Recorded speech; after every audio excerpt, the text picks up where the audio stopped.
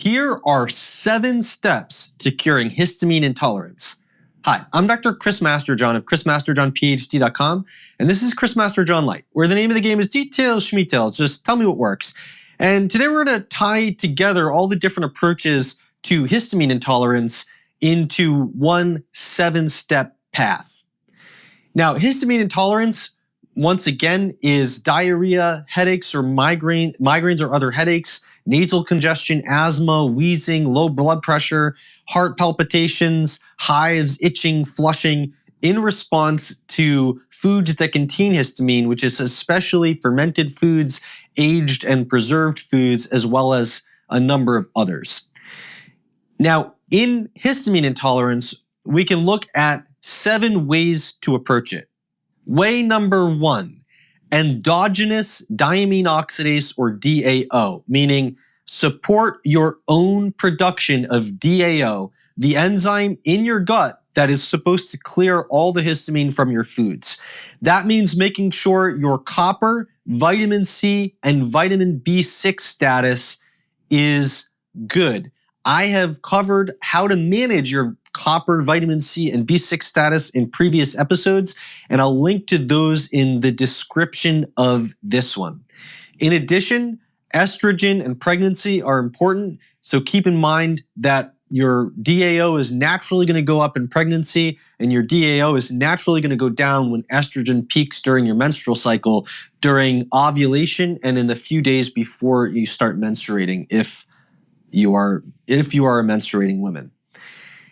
Number 2, supplemental DAO. DAO is naturally found in some of the foods that we eat, particularly the organs of animals. I'm sure placenta is very rich. That's why it goes up in pregnant women. But kidney, more commonly eaten as an organ meat, is a very good source of DAO. You can eat kidney. You can also eat liverwurst. For example, I like US Wellness Meats liverwurst, and that liverwurst has a significant amount of kidney ground into it. And then there are the kidney supplements. So I do recommend Ancestral kidney supplements. Ancestral is an advertiser with this podcast. And I also recommend Seeking Health Histamine Block, which is a DAO enzyme supplement that you can use in strategic spots before the meals that contain histamine. I've covered how to use those supplements in more detail in a previous episode. I'll link to it in the description. Number 3, support your methylation. Methylation is one of the principal ways that you get rid of histamine. DAO is more important in the gut, and it's more important outside of your cells in general, whereas methylation is more important inside your cells. But if you're thinking about cells of the immune system, such as mast cells and basophils that are likely to release histamine and contribute to your histamine bucket, then you can reduce the amount of histamine they're carrying around by making sure you're supporting your methylation. I've covered methylation in many episodes and other resources. All of my methylation resources can be found at chrismasterjohnphd.com/methylation, and I will put that link as well in the description of this episode. Number 4, mast cell control. Now, from a nutritional perspective, you want to focus on nutrients where their deficiencies have been shown to increase the burden of mast cells. And the principal deficiencies to look out for are selenium and vitamin A. So I will put selenium and vitamin A, the episodes that I made about those nutrients, I will link to those as well in the description, so you can make sure you know how to control and manage and investigate your status of those nutrients. It's also possible that you could have an inflammatory disease increasing mast cell burden that needs to be dealt with directly with your doctor, but these nutritional approaches could be holes that you need to look for in managing your histamine balance. Number 5, the histamine in your diet. If you need to, you should cut out the worst offending foods. As a general principle, the worst offending foods are things that are fermented, aged, or preserved, especially hard or semi-hard cheese, canned anchovies, smoked fish, deli meats, but also curry, mustard, soy sauce, yeast, avocado, banana, dried fruit, dried nuts, lemon, mandarin, and pineapple are the foods that are most consistently high in histamine. You're not really curing histamine intolerance if you need to get rid of these foods, you're just managing it.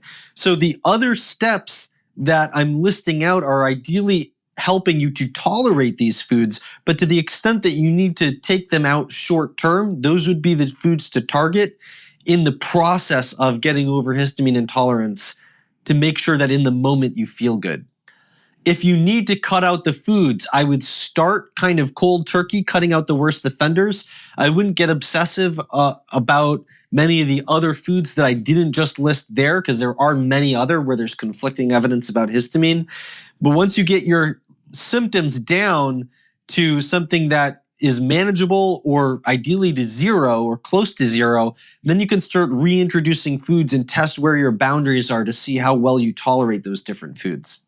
Number 6, alcohol and other drugs that interfere with histamine clearance. As I mentioned in the previous episode, there might be some dose of alcohol that's beneficial. It's probably something small on the order of a half a drink 3 times per week. In general, though, you can expect the more alcohol you consume, the less likely you are to tolerate histamine.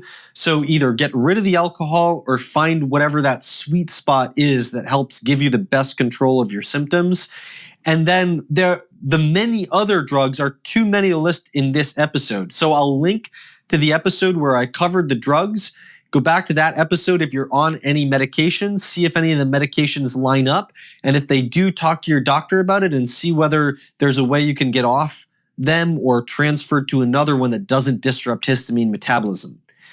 Number 7, fix the gut.